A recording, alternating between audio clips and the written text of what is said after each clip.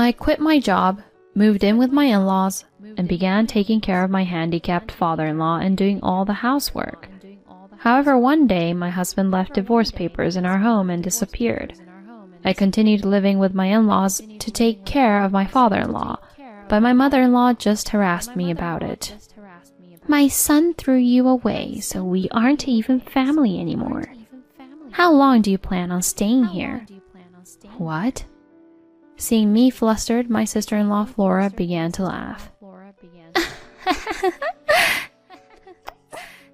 Flora waved me away with her hands. Get out of here already, you leech! I had reached my limit. I couldn't take these people any longer. Fine, I'll leave. Less than a week later, my mother and sister-in-law visited me in a panic. My name is Hazel. I'm 32 years old and married. I met my husband Julio through work. He was a young and ambitious department head in one of my job's partner companies. There's a reason he could become department head even though he was only in his early 30s. That's because he worked for the real estate company his father ran. When Julio and I got engaged, he announced, "If we're going to get married, let's move in with my family." I thought we'd be living on our own, so I was surprised by this announcement. But Julio wouldn't back down from that idea. "My family already decided. If we can't move in with them, they probably won't let us get married." At the time, I was 29 years old. I was starting to feel that I'm at an age I need to get married, so I agreed to his condition. When I met his parents to announce our marriage and that we'd be moving in with them, Julio's father, Brent, looked at me with a worried expression. "I'm happy you two are getting married, but are you really okay with moving in with us? And don't you two want to live as a couple?" My father-in-law was being considerate of me, but the others shut him up real quick. What are you talking about? Julio is the eldest son, so this is natural. My mother-in-law Brenda replied quickly, looking down at me. My sister-in-law Flora, who was married but lived near her parents, also chimed in. That's right. In fact, she should be grateful that we're letting her do so. I get it now, so those are the two who came up with this rule. Like that, I ended up moving in with my in-laws after marrying my husband.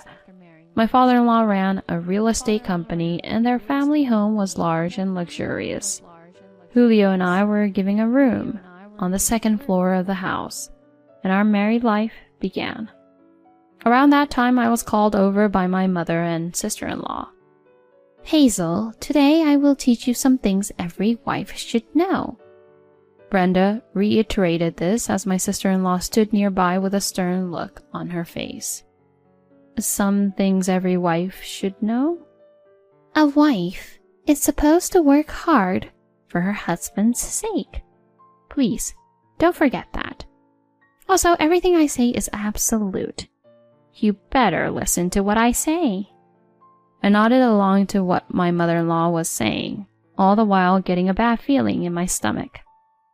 On that note, from today on, you'll be doing all of the housework.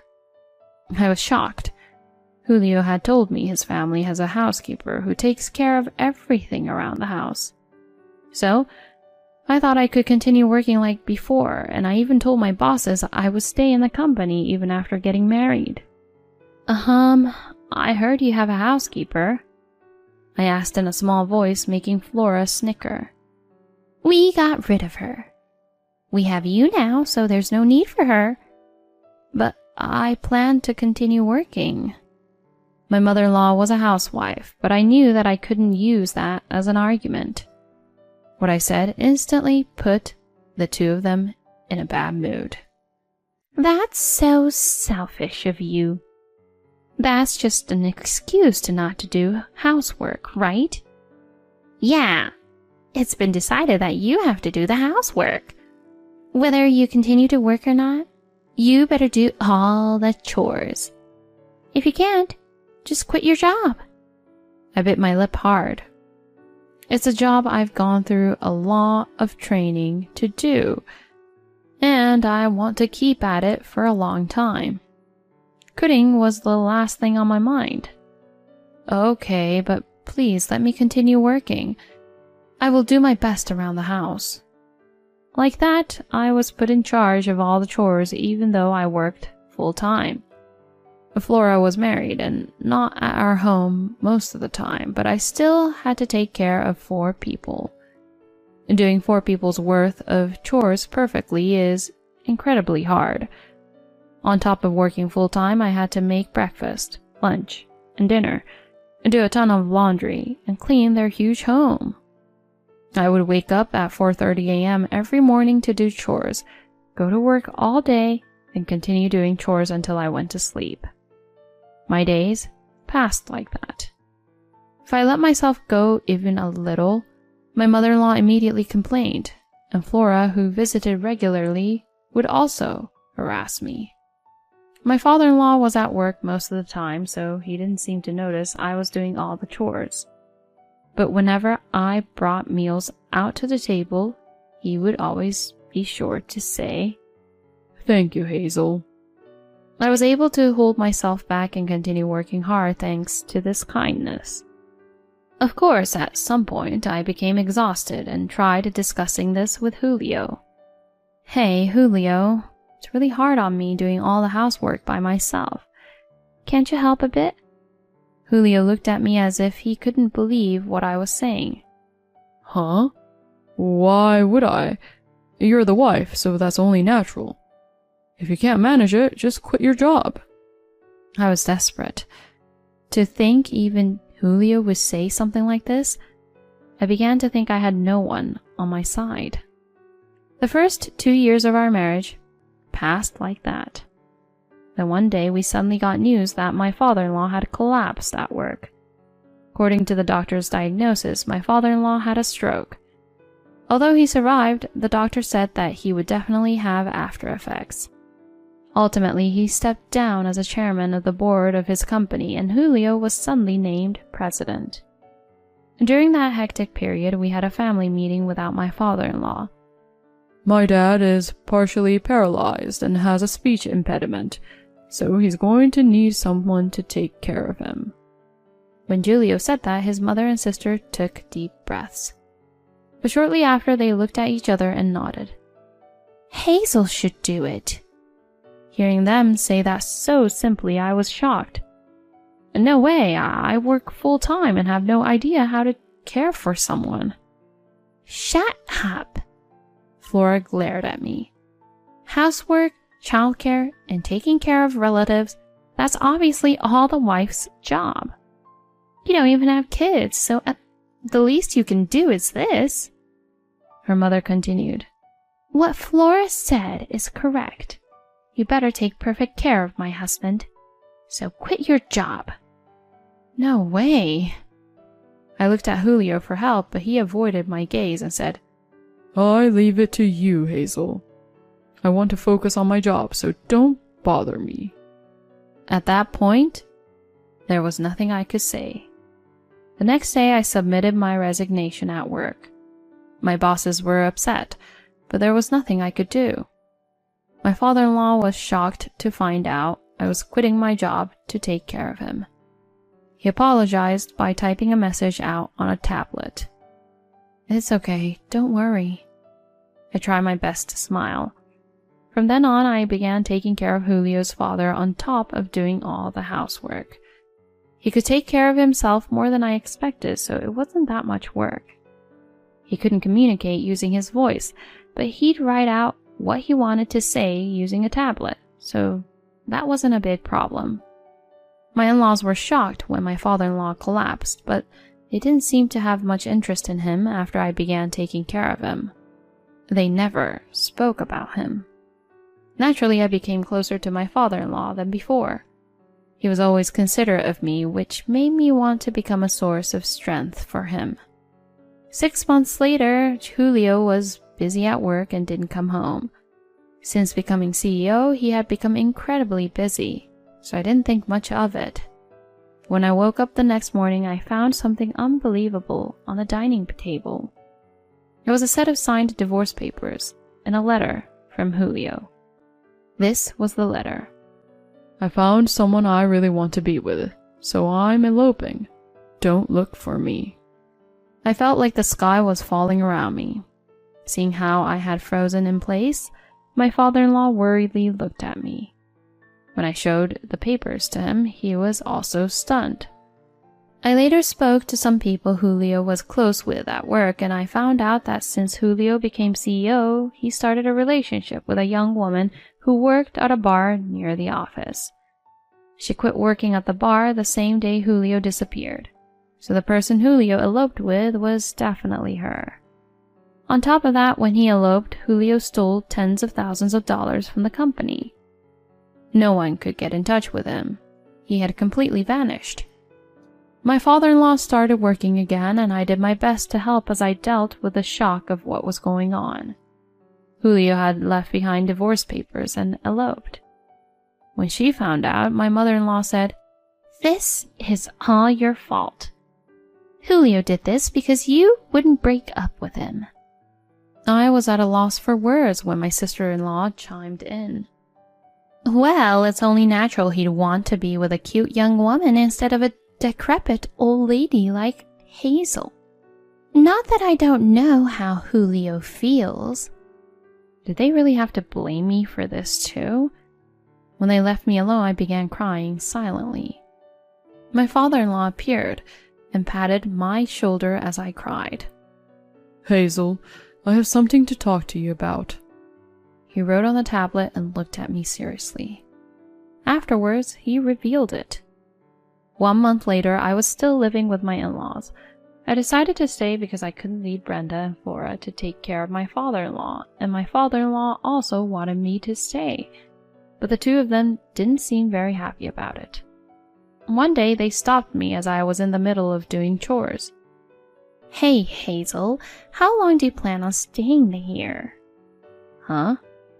"Well, Julio still isn't back, and someone needs to take care of his father." Flora sneered. "Take care of? We can do that much.